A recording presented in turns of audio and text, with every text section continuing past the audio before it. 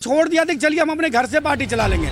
जिस तरह हम लोगों ने भी कहा था कि चलिए हम लोग जहां भी जगह मिलेगा, नहीं मिलेगा दिल्ली में तो पेड़ के नीचे बैठ के पार्टी चला लेंगे, लेकिन अपने नेता को झुकने नहीं देंगे।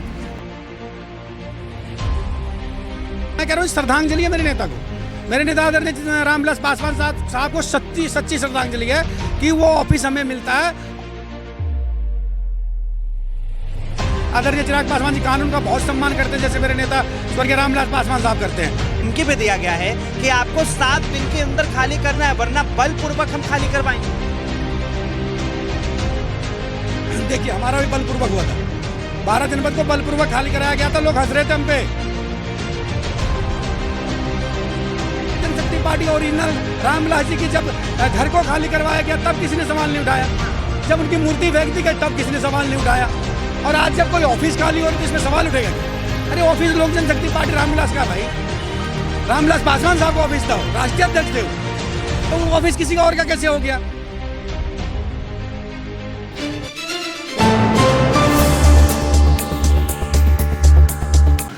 नमस्कार, आप देख रहे हैं राष्ट्रीय सागर और मैं हूं आपके साथ विनायक कुमार।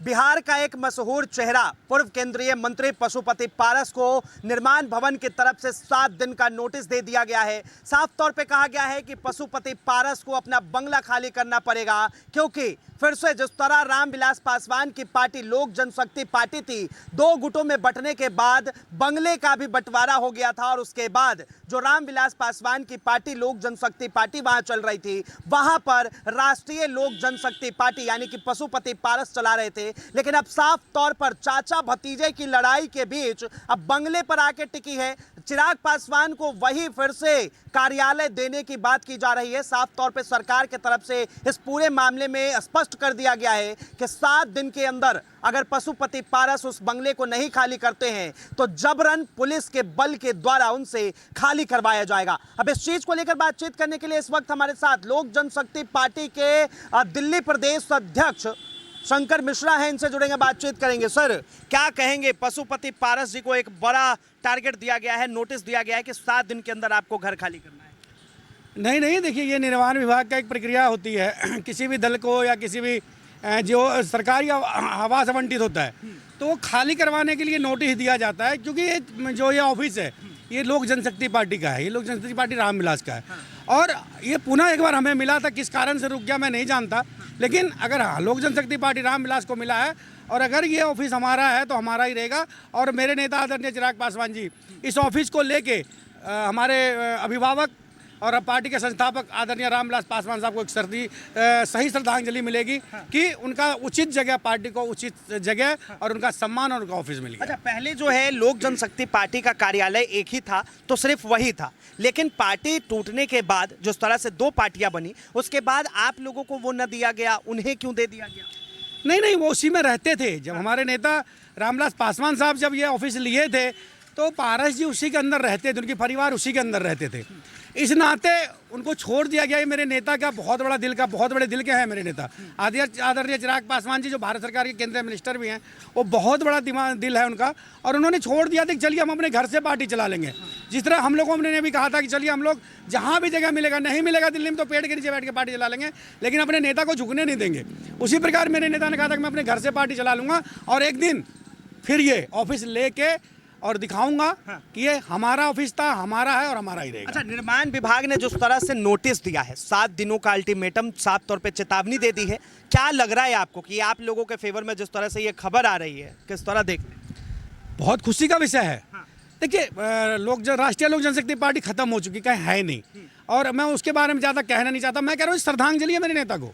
मेरे नेता आदरणीय रामविलास पासवान साहब को सच्ची श्रद्धांजलि है कि वो ऑफिस हमें मिलता है, और फिर से एक बार लोक जनशक्ति पार्टी रामविलास बिहार के पूरे मंच पे और पूरे देश में नाम फैलाएगी, क्योंकि लोक जनशक्ति पार्टी की रामविलास की लोक जनशक्ति पार्टी का स्थापना हुआ, उसके बाद वही ऑफिस मिला था।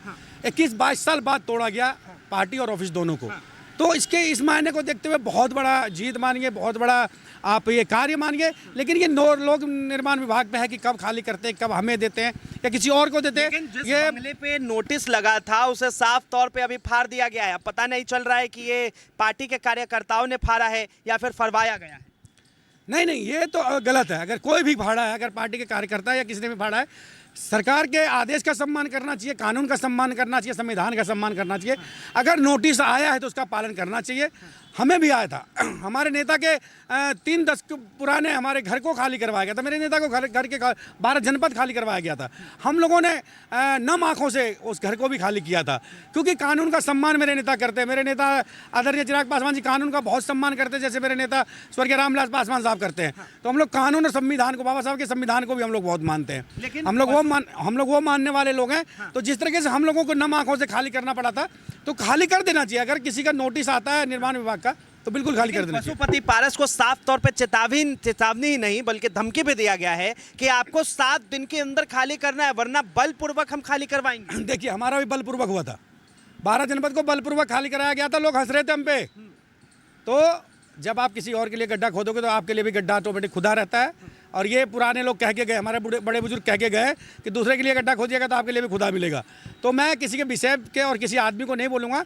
मैं आपको एक बता रहा हूँ जो हमारे बुजुर्ग कह के गए। लेकिन जो चीज़ आप एक हाथ करा हुआ दूसरे हाथ से, ये दुनिया है, यहाँ मिल जाता है। आपके कर्मों की सज़ा आपको यहीं मिलती है। स्वर्ग नरक लोग कहाँ बताते हैं हमें पता नहीं। तो जो आपने किया भुगतना पड़ेगा। जैसा आपने कर्म किया वैसा फल आपको मिलेगा।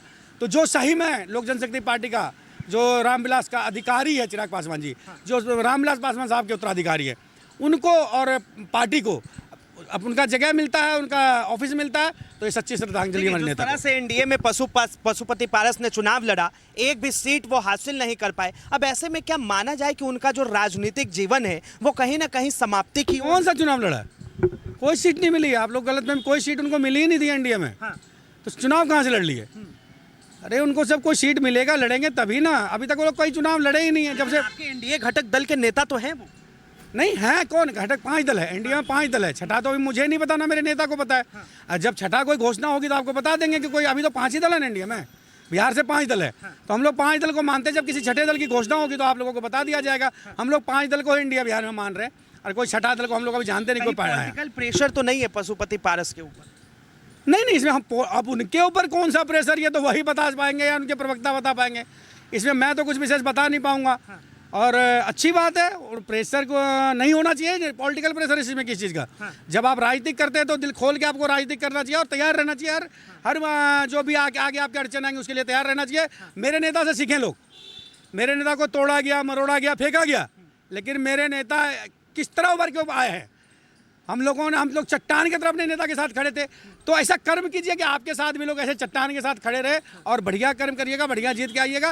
राजनीतिक में जैसा करिएगा वैसा ही भरिएगा, सीधी सी बात है। लेकिन साफ तौर पे सवाल ये भी उठेगा कि दोनों जो है लोक जनशक्ति पार्टी से ही निकले। अब ऐसे में एक पार्टी से वो कार्यालय को लेना और दूसरे पार्टी को देना, तो कहीं ये आपस चाचा भतीजे की लड़ाई बात कर रहे हैं। लोक जनशक्ति पार्टी ओरिजिनल रामविलास जी की जब घर को खाली करवाया गया तब किसी ने सवाल नहीं उठाया। जब उनकी मूर्ति फेंक दी गई तब किसी ने सवाल नहीं उठाया। और आज जब कोई ऑफिस खाली हो रही तो इसमें सवाल उठेगा क्या? अरे ऑफिस लोक जनशक्ति पार्टी रामविलास का भाई, रामविलास पासवान साहब का ऑफिस था, वो राष्ट्रीय अध्यक्ष थे वो। तो वो ऑफिस किसी का और का कैसे हो गया? जिसका हक होता है उसी को मिलता है। जो बाप का उत्तराधिकारी बेटा ही होता है, चाहे भाई कितना सगा हो, वो उत्तराधिकारी नहीं हो सकता। अच्छा, तो बाप का, ये आप सभी जानते हैं, मैं नहीं कह रहा। ये बात आप किसी से पूछ लीजिए। हमारे बूढ़े बुजुर्ग कह के गए कि भाई कितना कामयाब हो, वो बाप का उत्तराधिकारी नहीं हो सकता। बेटा ही हमेशा उत्तराधिकारी होता है। चिराग पासवान जी उत्तराधिकारी थे, हैं, रहेंगे। सही मायने में लोजपा चिराग पासवान है, और चिराग पासवान जी ने साबित करके दिखा दिया कि वो रामविलास पासवान साहब के असली उत्तराधिकारी है, असली खून है, असली वारिस है। 5 के 5 100% लाके बिहार में दिखा दिया। और जहां भी लोजपा लड़ेगी 100% जीत के आएगी देश में, जहां भी लड़ेगी। तो यानी कि ये चाचा भतीजे की लड़ाई नहीं है, उत्तराधिकारी की लड़ाई है। और साफ तौर पर इसमें जिस तरह से ये कार्यालय मिला, इसको लेकर आप लोग खुश? नहीं, चाचा भतीजे की इसमें लड़ाई कौन सी है? धन्यवाद है चाचा जी को कि उन्होंने जो काम किया अच्छा किया। हमारे नेता देखिए आज कहाँ से कहाँ है। अर्श पे उन्होंने फर्श पे फेंका था, अर्श पे चले गए मेरे नेता। तो चाचा जी को धन्यवाद है। इसमें हम लोग उनको बुरा थोड़े कहते हैं। हम तो, हमारे तो आशीर्वाद दें वो हमारे नेता को कि और आगे बढ़े हमारे नेता। बाकी उनको बधाई हो कि अपनी पार्टी चलाएं। अब देखिए कहाँ ऑफिस मिलता है, कहाँ नहीं मिलता है, ये उनका अपना इंटरनल विषय है। इस पर मैं कटाक्ष या टिप्पणी नहीं करूँगा। लेकिन जो कानून के द्वारा कोई नोटिस आती है उसका सम्मान करना चाहिए, क्योंकि हम लोगों ने करा है, झेला है, तो हम लोगों को पता है। निर्माण विभाग की तरफ से जब इस तरह की नोटिस आई तो कहीं ना कहीं उनके मन में चोट होगी। क्योंकि एनडीए की सरकार है बिहार में, और ऐसे में उनसे खाली करवाना, नहीं खाली करने पे जबरन 7 दिन के अंदर सरकारी बल के द्वारा खाली करवाना। देखिए, जब मेरे नेता वो चिराग पासवान जी को 12 जनपद से बाहर किया गया तो पूरा बल थी वहाँ, बलपूर्वक हुआ था। तो ये अब कौन है, सरकार का अपना एक कार्य क्षेत्र है, उसमें हमारी दखलंदाजी नहीं चलती है। उनको किस कोठी को खाली करवाना, किस बंगले को खाली करवाना, किसको रखना है, ये कानून बना हुआ है, उसी के तहत होता है। अगर जीते हुए हैं तो, हारे हुए हैं तो, जीते हुए तो पार्टी अगर कहीं रजिस्टर्ड है तो रजिस्टर्ड होगी, तभी आप अपने आप को पार्टी मानेंगे ना। जब आप पार्टी टूटने के बाद, पार्टी बनने के बाद आप कोई चुनाव ही नहीं लड़े तो फिर आप कहाँ से पार्टी हैं? खुद अपने आप को ही देखिए। लोक जनशक्ति पार्टी रामविलास हर चुनाव को लड़ी है। आज 2 राज्य में वो रजिस्टर्ड है, बिहार में और अपना नागालैंड में हमारी पार्टी रजिस्टर्ड हो गई है। 2 राज्य में और हमें रजिस्टर्ड होना और हमारी नेशनल पार्टी हो जाएगी, राष्ट्रीय पार्टी हो जाएगी। तो हमारी पार्टी ओरिजिनल है ना आप कोई चुनाव लड़ रहे हैं, ना कहीं आपने चुनाव लड़ा है और अपने आप को पार्टी कहिएगा तो फिर कौन मानेगा? तो देश तो संविधान और कानून से चलता है ना। कानून के दायरे में पार्टी आएगी तो जरूर लोग सोचेंगे, लेकिन जब आप कहीं के चुनाव ही नहीं लड़ रहे, जब आप पार्टी कहीं आपका चुनाव लड़ी ही नहीं है, तो पार्टी हो कैसे सकती है? चलिए, बहुत बहुत धन्यवाद तमाम जानकारी के लिए। तो साफ तौर पर आपने लोक जनशक्ति पार्टी रामविलास पासवान के प्रवक्ता को सुना, जिस तरह से इन्होंने लगातार सारी बातों को रखा, और जिस तरह पटना एयरपोर्ट स्थित रोड पर जो बंगला है जिसमें मौजूदा अभी पशुपति पारस अपनी कार्यालय को चला रहे हैं, अब ऐसे में साफ तौर पर उनके कार्यालय के बाहर, बंगले के बाहर एक नोटिस चिपका दिया गया है निर्माण विभाग की तरफ से, और साफ तौर पर उस नोटिस के अंदर लिखा था कि 7 दिन के अंदर पशुपति पारस इस बंगले को खाली कर दे, वरना जबरन उनसे जो है खाली करवाया जाएगा। अभी इस चीज को लेकर पशुपति पारस की तरफ से कोई भी बयान नहीं दिए गए, राष्ट्रीय लोक जनशक्ति पार्टी की तरफ से कोई भी बयान नहीं दिया गया। लेकिन सबसे ज्यादा मुद्दा अगर इसमें कोई दिलचस्प है तो एक पार्टी से लेकर उसी पार्टी के दूसरे गुट को ये घर अम्बाटित किया जाएगा। बहरहाल इस चीज को लेकर आप क्या सोचते हैं, अपनी प्रतिक्रिया जरूर दें। फिलहाल के लिए इतना ही। कैमरा जर्नलिस्ट शानू कुमार झा के साथ मैं विनायक कुमार, राष्ट्रीय सागर, नई दिल्ली।